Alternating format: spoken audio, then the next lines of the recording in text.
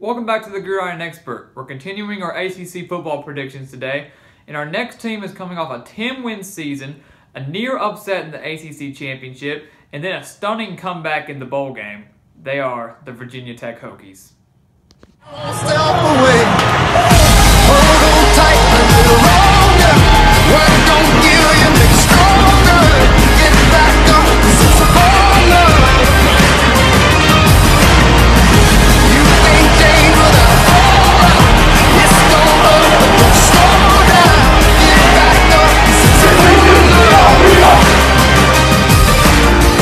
The situation can't be right, and all you ever do is fight. But there's a reason that the road is long. It takes some time to make your courage strong. Hold on tight a little longer. Work don't kill you, make you stronger. Get back up, it's a corner. You can't change without falling. It's gonna hurt, so don't slow down. Get back up.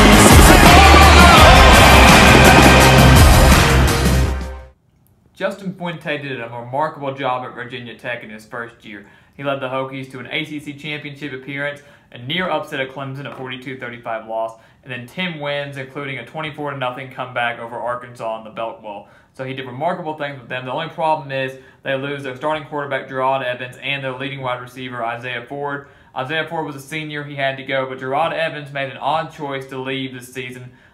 He was an underclassman, so he did not have to leave.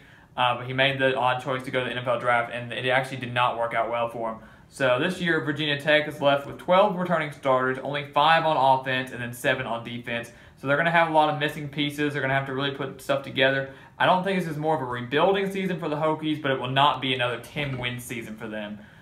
So they open up the season against a rival, West Virginia.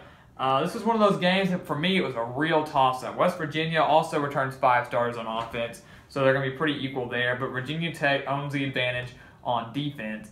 But West Virginia, I like their quarterback situation better than Virginia Tech's. You know, they have the Florida transfer, Will Grier. I think West Virginia, it's going to be a little hype this season. They had a disappointing end of the season. I'm actually going to call for Virginia Tech to lose their opener to West Virginia. It's also at a neutral site game in Maryland. It's really, for me, this is a very major toss-up game for me. I really feel like this one can go either way. Right now, I'm choosing West Virginia, but as we draw close to the opener, that could change for me. I might be leaning a little more towards Virginia Tech, so that's a real toss-up game. So then they bounce back, get a very easy cupcake team in Delaware. So they start off 1-1, no big deal. And then at East Carolina, a team they've struggled with in the past. I think it was 2 years ago or 3 years ago when they upset Ohio State. Looked like a promising season, and then they lost to East Carolina the game after. And so East Carolina has always given them trouble, but East Carolina I do not think will be much of a threat to them this year, despite it being on the road. So another win for Virginia Tech.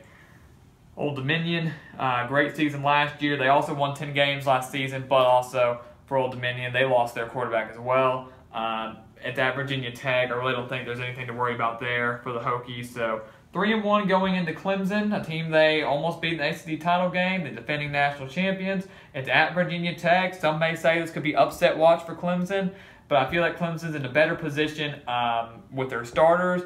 I feel like they're in a better position just overall, coaching, starters, everything. Even though it's on the road, I'm going to give Virginia Tech the loss here. So even though it's on the road for Clemson, I think they will get the win there. And then Virginia Tech travels to Boston College, another game that I kind of was up in the air with, but I like this game on the road for Boston College. I like that it's at home for them. I'm actually going to give Virginia Tech another loss here on the road in Boston College. They returned 15 starters, I believe, and I feel like Steve Adazio is he needs a breakthrough game. He needs to get another major win, and this would be the upset for him to upset Virginia Tech at home. That would be great for Boston College. And so then they get their bye week. With 3 losses, they're 3-3, already doing a little bit worse than they were last season.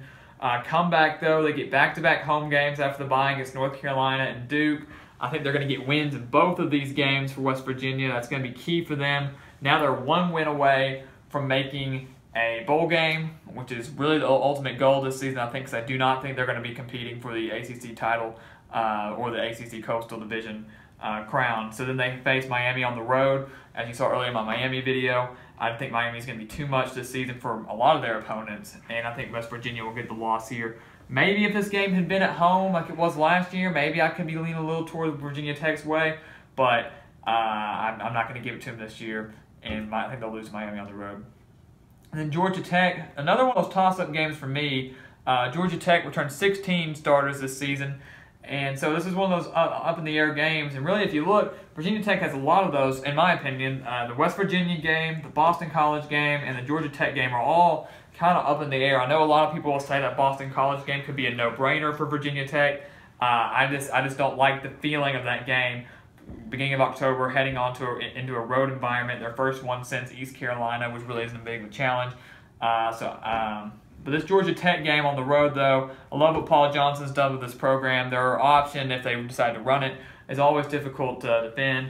And I think Virginia Tech will lose this game on the road. And Pittsburgh, a team that I don't have very high expectations for, a team that I think will take a major step back this season, despite a major step back would be a couple of games since they only win about 7 or 8 a year.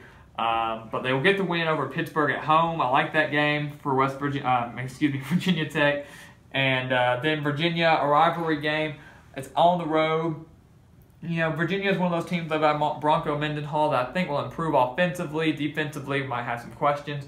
They could improve by a game or two, but they're not to the point where they're ready to crack into a bowl game yet. I think Virginia Tech will get the win here right there. So right now, I have Virginia Tech at 7-5. I originally had them at 8-4 with some of my toss-up games being West Virginia, Georgia Tech, and Boston College. I originally had them at 8-4. I changed it to 7-5. I feel that it could go either way. Like I said, on 3 of these games, but more than likely, I see them around the 7 to 8 win mark. Right now, I'm going to keep them at 7-5 though. So a major step back for the Hokies, which I think for most Hokie fans should be expected. Losing all those offensive starters and only having 12 coming back, I don't think they should be expecting an ACC Coastal crown this year. But what they should be looking for is about a mid-level bowl game to be a successful season for the Hokies this season. Probably finishing around 2nd or 3rd in the Coastal Division. So that's how I feel about the Hokies this season. I'm very excited to watch this team, though, because I do love Justin Fuente. I think he's a great coach. I love what he's done with the Hokie program. So please continue to like and comment and subscribe. Let me know what you guys think about these predictions. Everybody has their own opinion. Everybody's gonna, decide what they like. Everybody has a home team that they root for, and they're gonna disagree with everything. And then, that's all right. I'm the same way sometimes, but I do enjoy hearing feedback and hearing what you have to say.